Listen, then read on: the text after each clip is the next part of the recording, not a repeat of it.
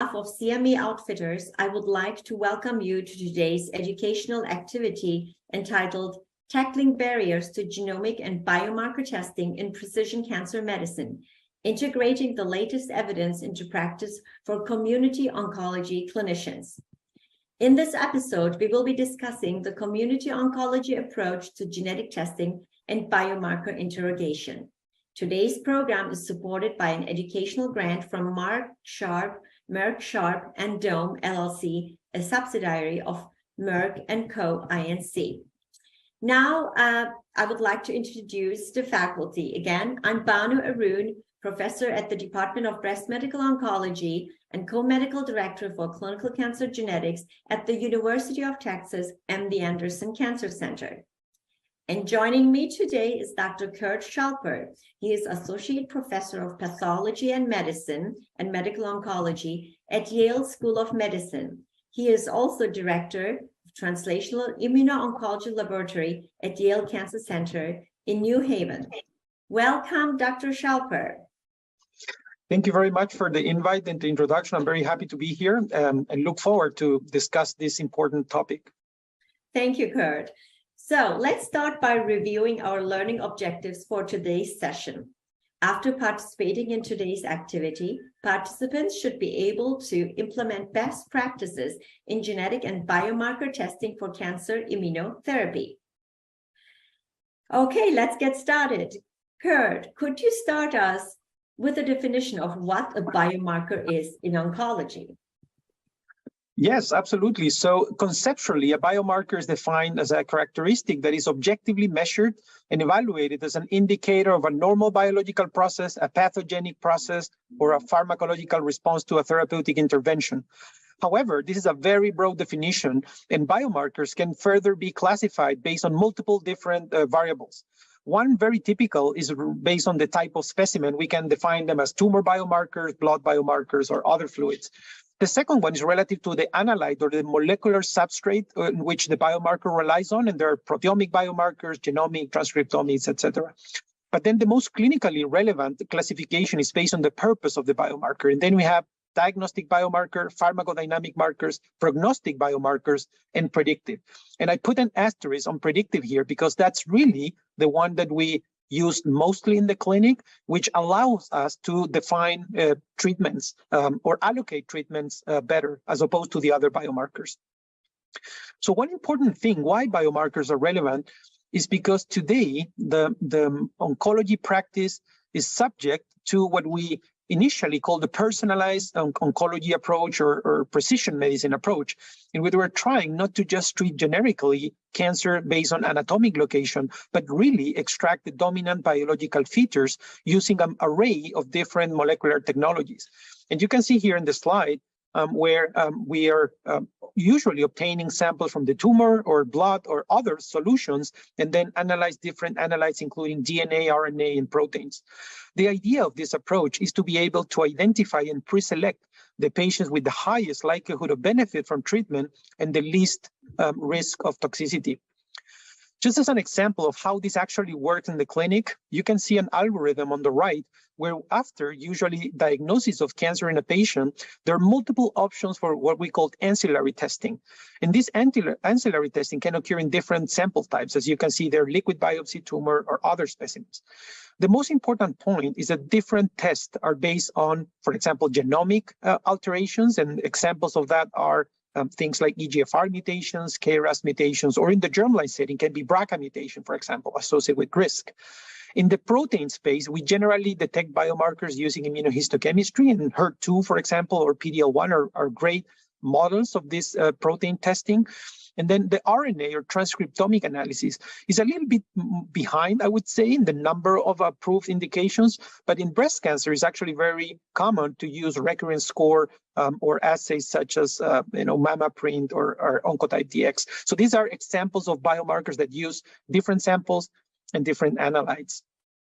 So now when we look at the landscape of biomarkers that are commonly used in solid tumors, I don't want to go through this list extensively, but you can see on the left side, there are targeted therapies, and PARP inhibitors, which are associated with molecular alterations. And then on the right side, you can see immunotherapy-related biomarkers. And I just put together a list of common tumors, high-frequency malignancies, and you can see that the number of molecular biomarkers, both for targeted therapies and immunotherapies, is actually quite substantial. And this brings up the question of the actual need of sophisticated molecular testing now to actually decide the best treatment for our patients. We're not only relying on a single gene anymore, we're relying on a number of genes and also protein assessments. You can see as an example in lung cancer, there are currently 8 genes for which testing is necessary because there are targeted therapies approved. And then there are immunotherapy biomarkers such as PD-L1 and tumor mutational burden. So again, this is just to exemplify how complex the biomarker landscape has come, and is a very dynamic field, so we need to keep an eye on it. Sorry, continue. I was going to ask whether you maybe can give an example of EGFR, whether to test it in tumor or plasma. And I understand there are multiple platforms for genomic testing available. So after you give the examples, perhaps we can go into that as an example. Absolutely. And this is an important question because as there are many biomarkers to measure, there are multiple ways of testing those biomarkers. In this slide, I just summarized popular methods to test for EGFR mutations. And we can see here on the left, Sanger sequencing, which is direct sequencing. It's kind of an old-fashioned strategy, but it's still the gold standard in many ways. It has some disadvantages relative to sensitivity, but it's still somewhat used. Then we have qPCR testing, which is in the center, also FDA approved, that can be actually matched faster and more sensitive. And then I would say the majority of academic centers and large clinical sites are using what we call next generation sequencing, which is essentially sequencing by synthesis, which allows to do a much deeper sequencing with a capacity also for multiplexing. There are a number of differences in the availability, the cost, and the properties of these tests. And I think it's really important that the oncologists out there are familiar with this method so that they can weigh the relative advantages and disadvantages of them relative to the access they have to test patients. I would say now, because of the number of genes that have been already reported to provide a targeted therapy option or actual clinical benefit, today, most guidelines recommend to actually do multiplex testing. And this has to do with the fact that today we cannot really afford to do single gene testing just because it takes very long time between one and the next one and the next one, and also because samples tend to be relatively small. So we can't afford to use small or relatively small biopsies to do multiple testing. So in general, and as you can see on the slide, it's advocated that we use multiplex testing in the form of panels. And the panel that you're seeing in the screen is what we call Oncomine version 3. It is a panel including 161 genes that covered most of the genes that are relevant across solid tumors. So this is an example of how with a relatively small specimen, we can extract nucleic acids and do a multiplex biomarker profiling to be able to allocate the patient to treatment or rule out the availability of targeted therapies or immune-related features. Relative to the question of using tumor assays relative to liquid biopsy, it's an important discussion because today we're starting to use more and more liquid assessment.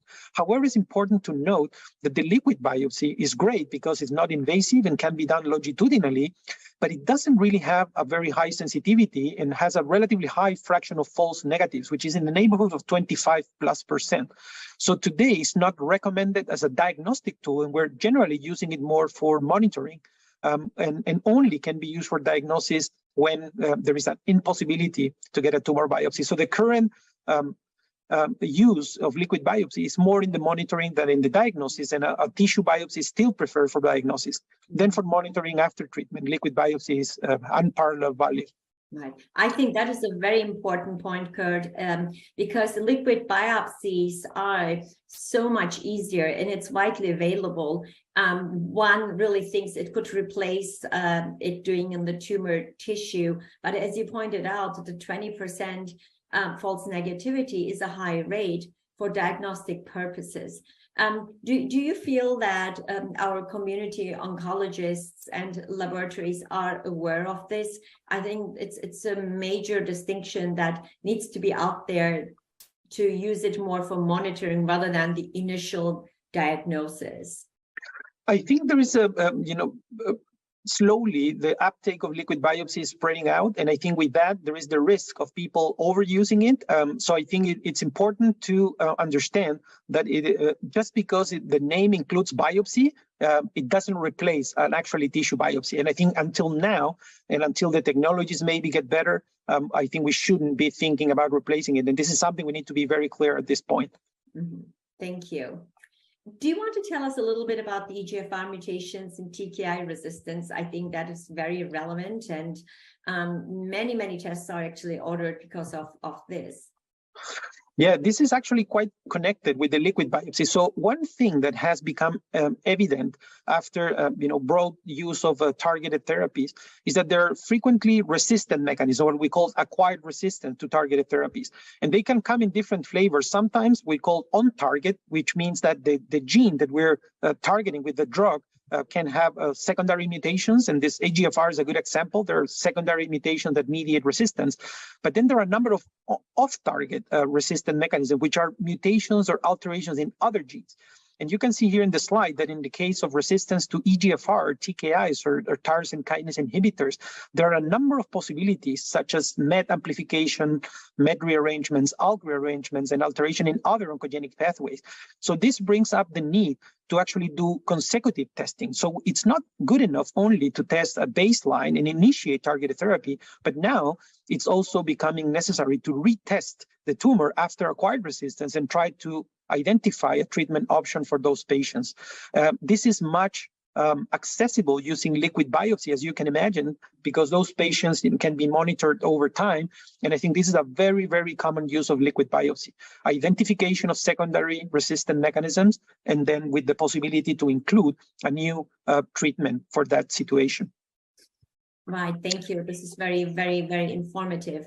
Now moving on to the one of the other areas where we use the information to for immune checkpoint inhibitor use. Can you tell us a little bit about that, the mechanism, and how to measure that? Absolutely. So immunotherapy has expanded quite dramatically over the last years, particularly because of the regulatory approval of two main drug targeting two main pathways, CTLA-4 and PD-1. And there are a number of indications in over 10 tumor types in different clinical settings with approved regimens, including a PD-1 blocking antibody or a PD-L1 blocking antibody or a CTLA-4 blocking antibody. Last year, in March of last year, there was a third checkpoint blocker FDA approval for an inhibitory molecule called LAG-3. The most important thing is that all of these, PD-1, LAG-3, and CTLA-4, are immune inhibitor receptors. So these are receptors that are upregulated in T cells upon activation, and then blocking those inhibitor receptors can reinvigorate T cells to recognize and kill tumor cells. And these responses are very well established to be durable and quite effective in a subset of patients across different disease types. So the critical question is, how can we predict those responses to enhance the benefit and try to minimize toxicity? And one such mechanism that has been well characterized is the expression of PD-L1. So PD-L1 is the ligand of this inhibitor receptor called PD-1 in lymphocytes.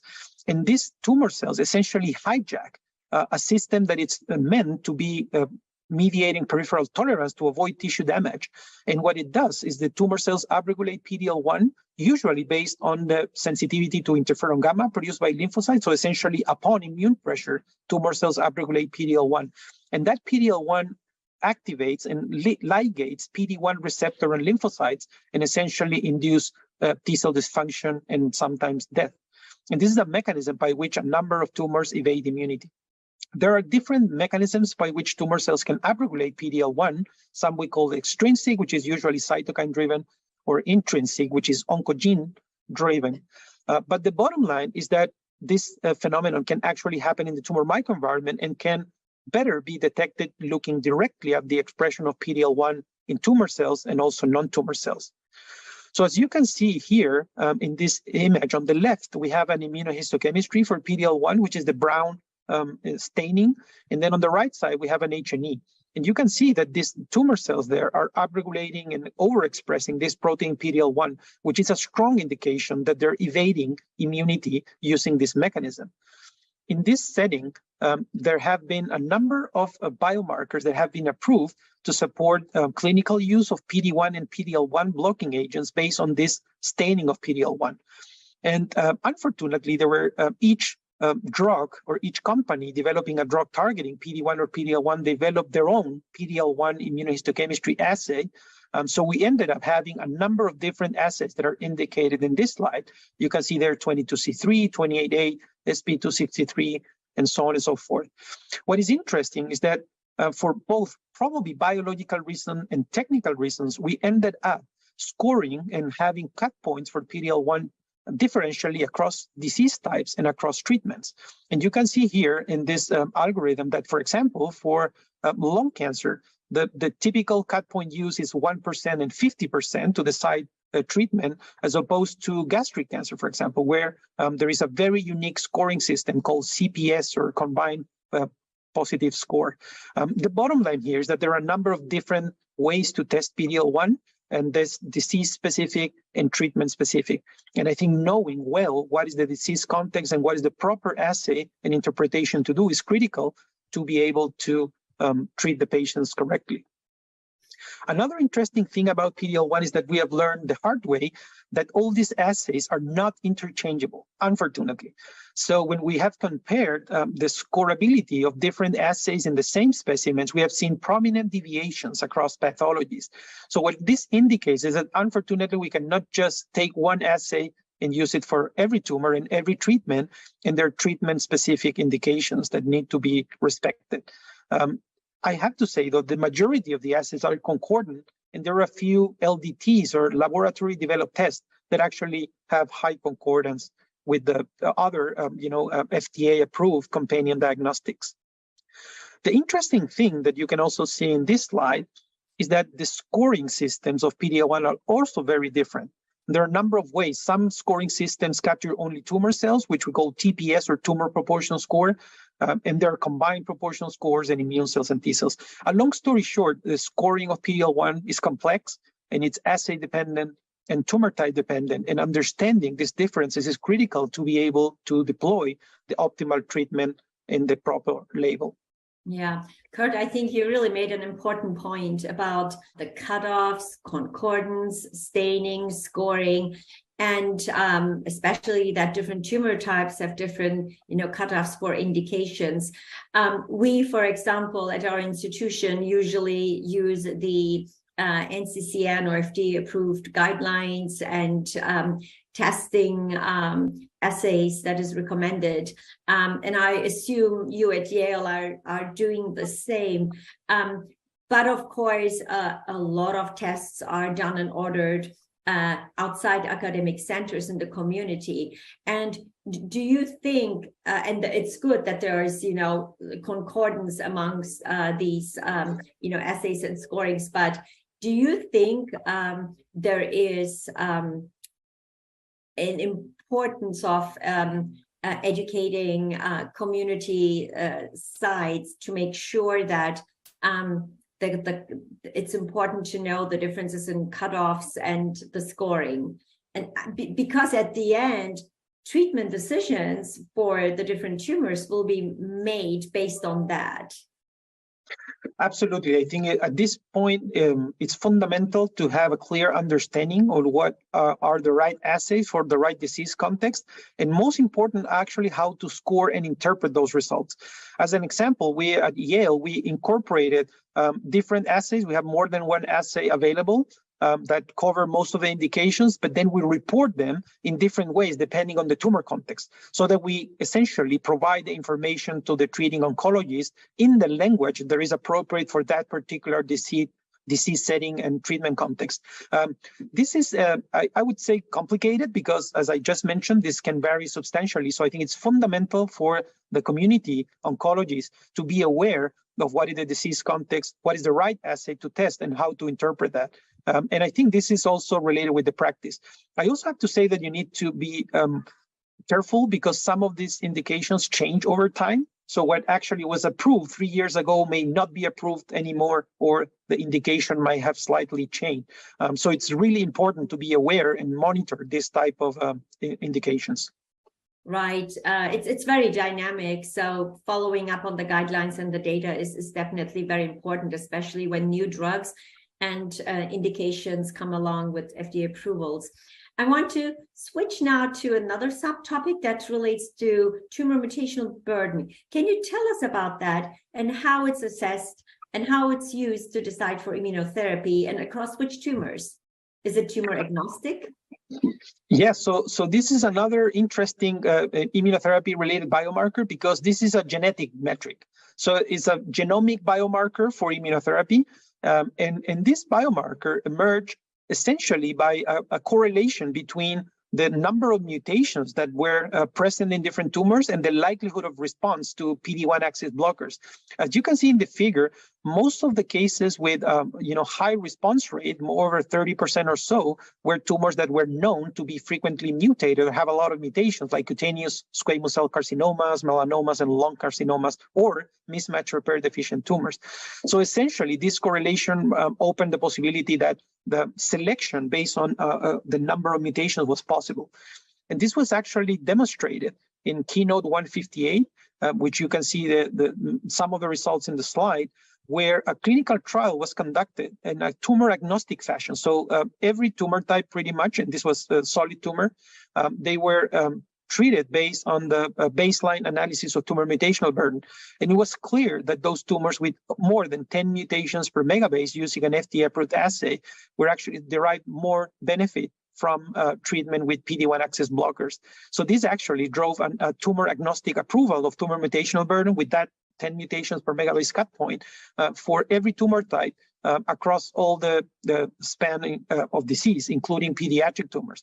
So this is actually was the first tumor agnostic FDA approval, and as you can imagine, had a substantial impact in the way we handle biomarkers, because every patient potentially after some lines of treatment is susceptible to be tumor mutational burden high and potentially benefit from immune checkpoint blockers. Right, and regardless tumor type. So that's really a great opportunity for the treating physician, but also the patient.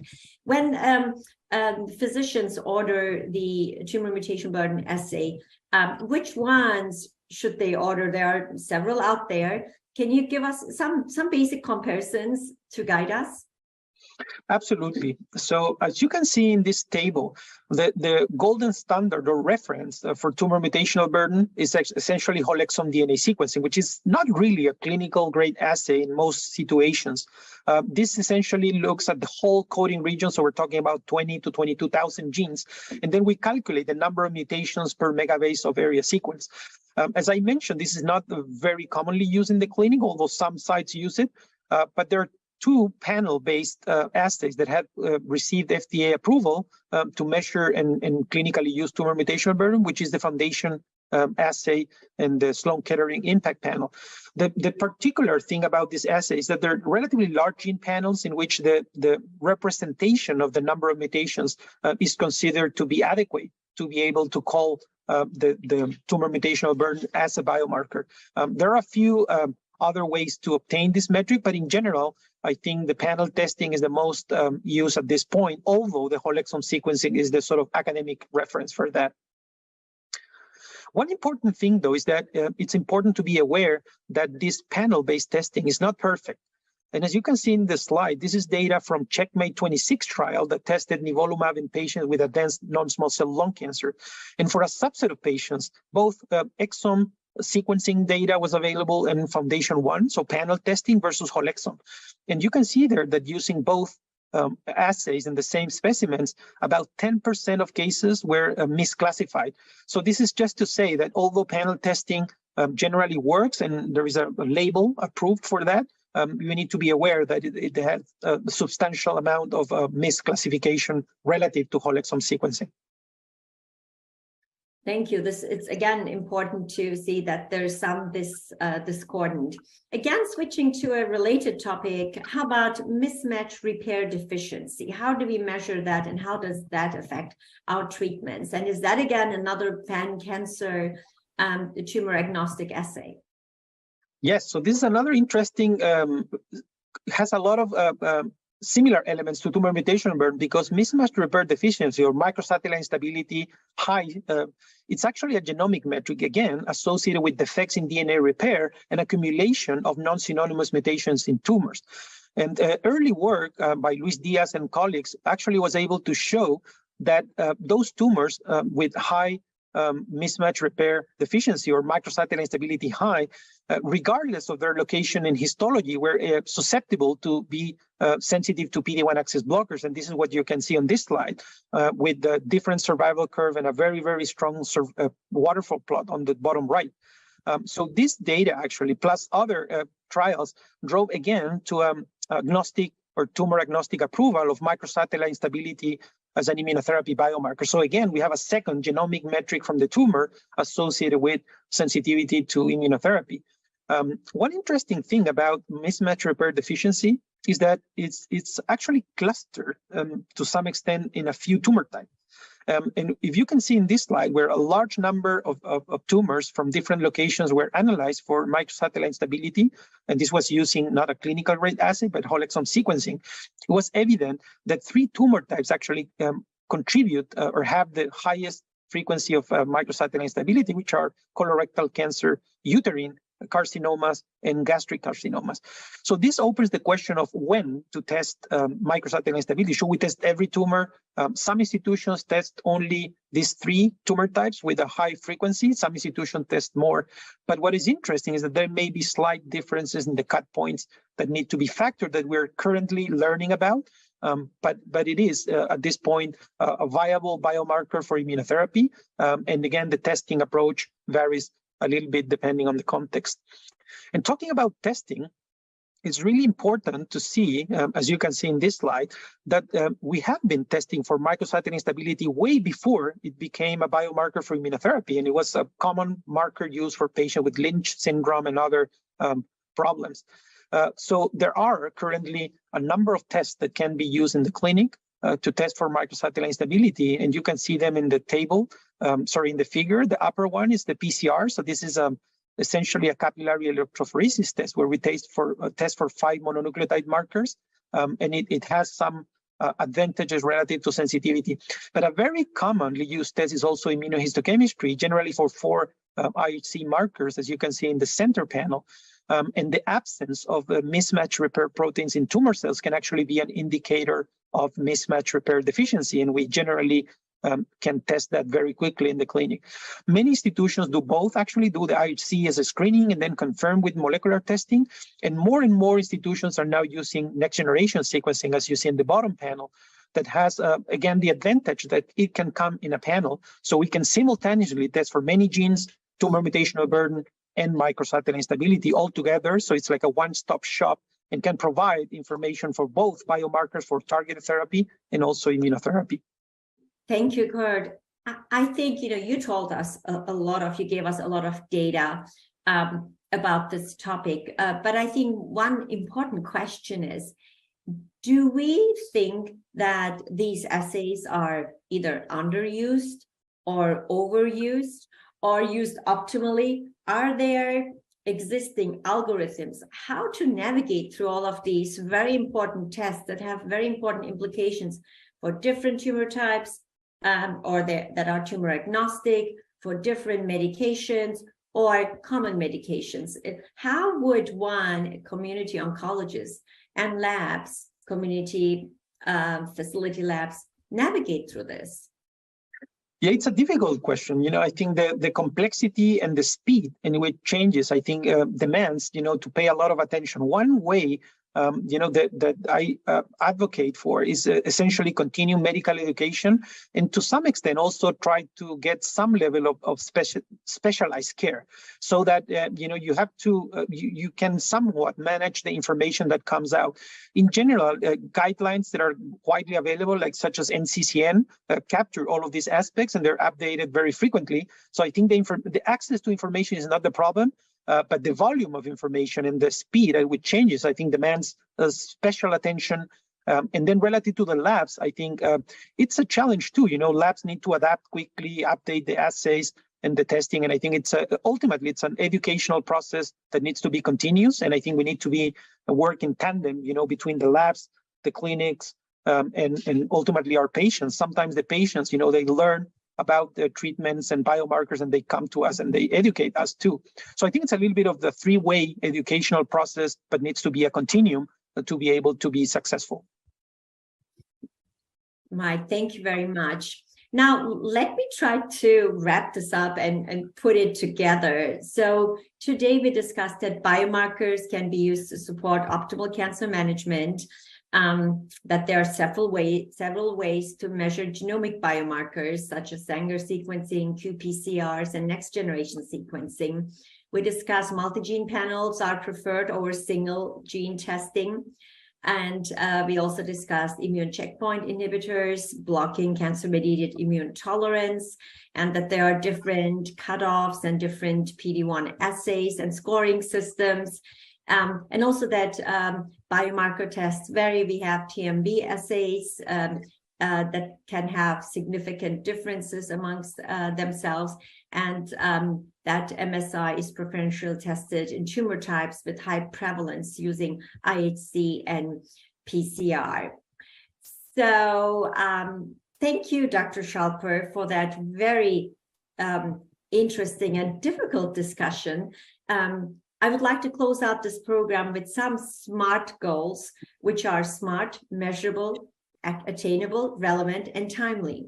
And our SMART goals are: follow guideline recommendations for biomarker testing, utilize multi-gene panels where feasible for genomic biomarker testing, recognize the benefits and limitations of the testing methods that you employ, and understand the implications of the test results, pathogenic versus non-pathogenic, actionable versus non-actionable, tumor staining versus normal tissue staining, and the requirement of testing for a given therapy. Again, thank you, Dr. Schalper, for our discussion, and thank you to our audience for joining us today.